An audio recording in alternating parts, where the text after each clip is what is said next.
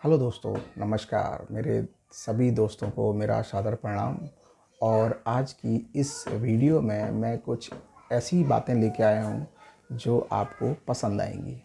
तो उम्मीद करता हूँ इस वीडियो को आप पूरा देखेंगे और इसमें कई सारी रोचक बातों को आप सीखेंगे। तो मेरा जो आज का विषय है दोस्तों, वो है कि हम अपने मन को सुंदर कैसे बनाएं, मन को बहुत ही सुंदरता से कैसे निखारें। क्या हमें करना चाहिए कि हम अपने मन को बहुत सुंदर प्रभावशाली बना पाएँ। इसके लिए हमें सबसे पहले समझना होगा कि हमारा मन किस नेचर का होता है, हमारे मन का जो स्ट्रक्चर है वो किस तरीके से है और ये मन काम कैसे करता है और हमें इसे अपने अकॉर्डिंग कैसे बनाया जाता है, ये हमारे मित्र की तरह कैसे काम करता है। तो ये सब बातें आज मैं डिस्कस करूँगा। तो अंत तक इस वीडियो के साथ बने रहिए और आपको बहुत ही उच्च कोटि की बातें मैं इस वीडियो के माध्यम से बताने वाला हूँ। तो मित्रों, मन जो है वो हमारा बहुत ही ताकतवर एक ऐसा व्यक्ति है जो हमारे मन के रूप में हमारे साथ में हमेशा रहता है। ये एक बहुत ताकतवर चीज़ है और इस ताकतवर चीज़ की सबसे खास पहचान ये है कि इसके अंदर अनगिनत असीम शक्तियाँ इसके साथ में हैं। ये असीम शक्तियाँ जो हैं ये हमारे मन को मजबूत करने में मदद करती हैं।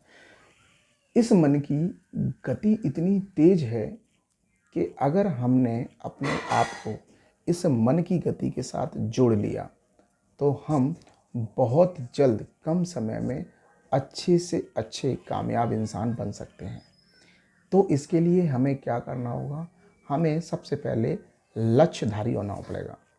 हमें लक्ष्यधारी होना पड़ेगा यानी कि हमें एक लक्ष्य होना पड़ेगा। एक लक्ष्य यानी कि ऐसा लक्ष्य जिसकी प्राथमिकता हमारे लिए सर्वोपरि है।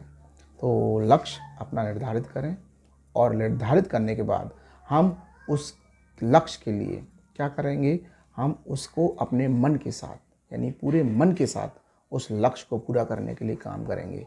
तो अगर आपका मन उस लक्ष्य के साथ जुड़ गया जो एक लक्ष्य है तो आप उस लक्ष्य को प्राप्त करने के सबसे बड़े महारथी कहलाएंगे। दूसरी चीज़, हमारा मन जो है हमारे शरीर के साथ जुड़ा हुआ है। जो हमारा शरीर फील करता है वही हमारा मन फील करता है। दोनों एक दूसरे के पूरक हैं। जो मन को फील होता है वो शरीर को फील होता है, जो शरीर को फील होता है वो मन को फील होता है। तो ये दोनों चीज़ें कहाँ पर आपको सक्सेस कर सकती हैं, इसके लिए मैंने जो आपको अभी पहला बोला है कि लक्ष्यधारी। अब लक्ष्यधारी के लिए क्या करना पड़ेगा, कर्म। तो आपका मन और आपका कर्म जो है ये आपके मन को और आपके शरीर को दोनों को जोड़ के रखता है। अगर आपके पास ऐसा लक्ष्य है जो आपके मन को और आपके शरीर को समझता है, कार्य करने के लिए प्रेरित करता है, तो आप 100% आगे बढ़ेंगे। आपका ज़िंदगी का हर एक कदम आपके लक्ष्य को प्राप्त करने में आपका शरीर मदद करेगा और आपका मन मदद करेगा। लेकिन उसके लिए आपको लक्ष्य होना बहुत जरूरी है। पहली प्राथमिकता है उद्देश्य, टारगेट, लक्ष्य। तो जब ये आपको उद्देश्य मिल जाता है, टारगेट मिल जाता है, लक्ष्य मिल जाता है, तो आपको काम करने के लिए एक क्या मिल गया है, रास्ता मिल गया है, एक प्लेटफॉर्म मिल गया है जिस पर पूरी ऊर्जा के साथ, पूरे मनोबल के साथ, पूरे शारीरिक बल के साथ, दोनों चीज़ों को बल की आवश्यकता होती है। इन दोनों चीज़ों को ऊर्जावान बना के रखिए। मन को जो बल प्राप्त होता है उसे मनोबल कहते हैं, शरीर को जो बल प्राप्त होता है वो शारीरिक बल कहते हैं। इसके लिए हमें डेली क्या करना पड़ता है, संघर्ष करना पड़ता है और ये दोनों बल अपने कार्य क्षेत्र में लगाइए।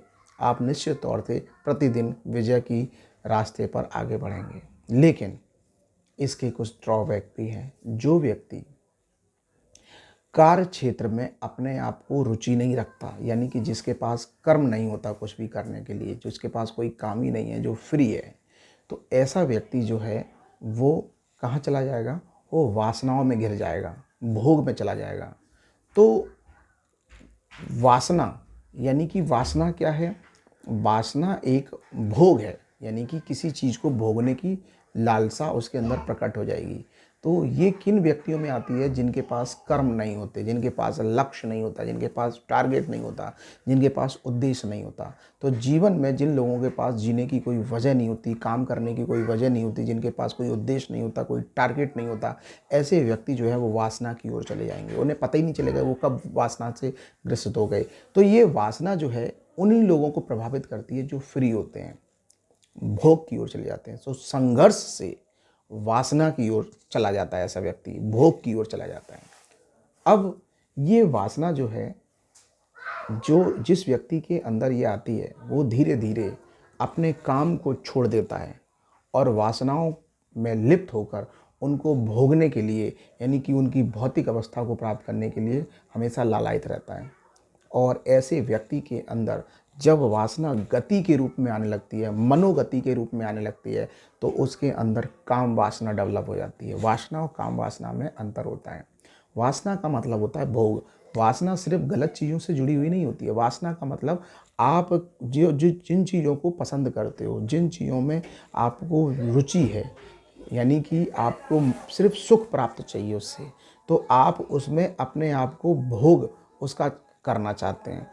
लेकिन भोग जो है, जब आप जैसे घूमना फिरना, बेवजह कहीं पर भी जुड़ना, बैठना, उठना, इन सब चीज़ों में आपको मज़ा आ रहा है, ठीक है, मोबाइल चलाना, दुनिया भर की चीज़ें, ये सब वासना है। ये क्या वासना क्यों है? क्योंकि आप इन चीज़ों का भोग ले रहे हो, आनंद ले रहे हो, लेकिन ये आपके लक्ष्य में बाधक हैं, ये लक्ष्य प्राप्त नहीं कराएंगे आपको। तो ये वासनाएं आपको संघर्ष से हटाती हैं, क्योंकि संघर्ष मांगती है आपका तपस्या, त्याग, बलिदान, ठीक है, किन चीज़ों का? भोग विलास का। भोग विलास यानी कि वासनाओं का। जब ये वासनाएं, आप इसमें बहुत सारे आपके मानसिक वासनाएं भी होती हैं, जो मन में हम पिक्चराइजेशंस कर लेते हैं, बहुत सारी चीज़ें हम देखते हैं, चलचित्र देखते हैं।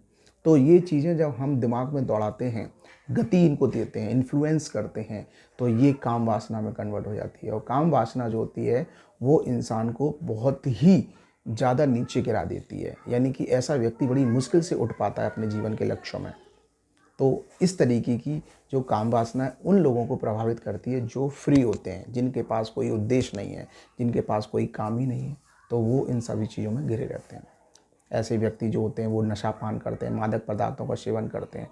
ये वही तो करेंगे जिनके पास कोई लक्ष्य नहीं है, जिनके पास कोई टारगेट ही नहीं है, जिनके पास अच्छी संगति नहीं है, अच्छे लोग नहीं है, तो वो यही सब काम करेंगे, मार पिटाई, है ना, लड़ाई झगड़ा, है ना, ये सब चीज़ें जो कि ये कौन करता है? जिसके पास फालतू समय है, जो लक्ष्य धारक होता है, लक्ष्य जिसको प्राप्त करना है, जीवन को उच्च कोटि तक अपने आप को लेके जाना है, तो उसके पास इन सब चीज़ों को करने का समय ही नहीं होता है ना। तो ये सारी चीज़ें जो होती हैं ये लक्ष्य बाधक होती हैं। अच्छा, ये लक्ष्य बाधक जो चीज़ें हैं ये आपको क्यों आपके सामने आती है? क्योंकि आप जीवन में जिन उद्देश्यों को पाना चाहते हैं, जिन टारगेट्स को पाना चाहते हो, ठीक है ना, उसमें आप अटक जाएं। तो हमेशा ध्यान रखिए, तीसरी बात, आपको अटकना नहीं है, आपको हर हाल में आगे बढ़ना है। जीवन में कितनी भी समस्याएं आ जाएं, जीवन में कितने भी चैलेंजेस आ जाएं, जीवन में कितनी भी बाधाएं आ जाएं, जीवन में कितनी भी वासनाएं आ जाएं, जीवन में कितनी भी काम वासनाएं आ जाएं, जीवन में कितनी भी सुंदरता आ जाए, आपको अपने लक्ष्य के प्रति सजग रहना है, तथ्य रहना है, खड़ा रहना है, हटना नहीं है। चैलेंज, कमिटमेंट खुद को दे लो कि मैं अपने इस पथ से, इस रास्ते से, इस जगह से, इस स्थिति से, इस वाली स्थिति से, इस परीक्षा से, इस टारगेट से, इस उद्देश्य से, इस कर्म से नहीं हटूंगा। चाहे दुनिया की कितनी भी सुंदर से सुंदर कोई चीज़ मेरे सामने क्यों ना आ जाए, चाहे मुझे कोई गाली क्यों ना दे दे, मुझे प्रभावित नहीं होना है। कोई मुझे नीचा दिखा ले, मुझे कोई फ़र्क नहीं पड़ता। समय देगा जवाब उसका। आने वाले समय में हर चीज़ का जवाब मिलता है। समय जो है वो सबसे बलवान व्यक्ति होता है। समय सबसे पावरफुल चीज़ है जो आने वाले समय में आपको हर एक चीज़ का जवाब दे देती है। जिसने आपके साथ गलत किया उसको भी जवाब मिलता है, और जिसके साथ गलत हुआ है उसको भी उसका उत्तर मिल जाता है। तो ये बहुत इम्पोर्टेंट चीज़ है। अगली चीज़, हमारी जीवन में ये जो अटकें आती हैं वो कई रूपों में आती हैं। क्रोध, चिंता, डर, ठीक है, आलस, ये सब चीज़ें आपको अटकाने के लिए ही आएंगी। आपको इन सब चीज़ों को साइड में रखना है और आपको निरंतर आगे बढ़ना है, अटकना नहीं है बस। अगली चीज़, बहुत सिंपल शब्दों में अपनी बात को कह रहा हूँ, जो भी व्यक्ति, जो भी चीज़ आपको समझ में नहीं आती, चाहे वो व्यक्ति हो या बात हो, उसे छोड़ दें। इस बात को गांठ बांध लें। आप जीवन को कठिन ना बनाएं, आप जीवन को थोड़ा सरल बनाने की कोशिश करिए, क्योंकि सबसे सुंदर जीवन वही होता है जो सरलता से जिया जाए। उस व्यक्ति का नेचर जो सरल स्वभाव का होता है उसे सभी लोग पसंद करते हैं, ठीक है ना। तो आप अपने आप को सरल बनाएं, ठीक है, और जो चीज़ें समझ में नहीं आ रही, चाहे वो कोई भी व्यक्ति हो या कोई बात हो, उसे छोड़ दें, ठीक है। अगला, किसी भी व्यक्ति को ये 3 चीज़ें बड़ा सोच समझ के दें। एक तो समय, एक धन और एक भरोसा। एक समय, एक धन और एक भरोसा, ये 3 चीज़ें जो हैं ये आप बड़ा सोच समझ के दें। और जो खास बात है, अपने आप को हमेशा, हर पल, हर कंडीशंस में फोकस रहें, होश में रहें कि मैं क्या कर रहा हूँ। मैं अपने काम पर फोकस हूँ, मेरा एक उद्देश्य है, मेरा एक टारगेट है, मैं उसी को तुरंत निरंतर काम करूँगा, उसके लिए, उसी के लिए सोचूंगा, उसी को पाने की कोशिश करूँगा, ठीक है ना। तो पहला आपको फोकस करना है कि आप अपने काम पर फोकस रहें, और उस फोकस के साथ आप एक्साइटेड रहें, पूरे जोश के साथ, जुनून के साथ, मन के साथ, ठीक है, जिंदा दिली के साथ, और प्रसन्नता के पूर्वक, मतलब प्रसन्न होके कि भविष्य में जब ये चीज़ मुझे मिलेगी तो मैं बहुत ही भाग्यशाली हूँगा।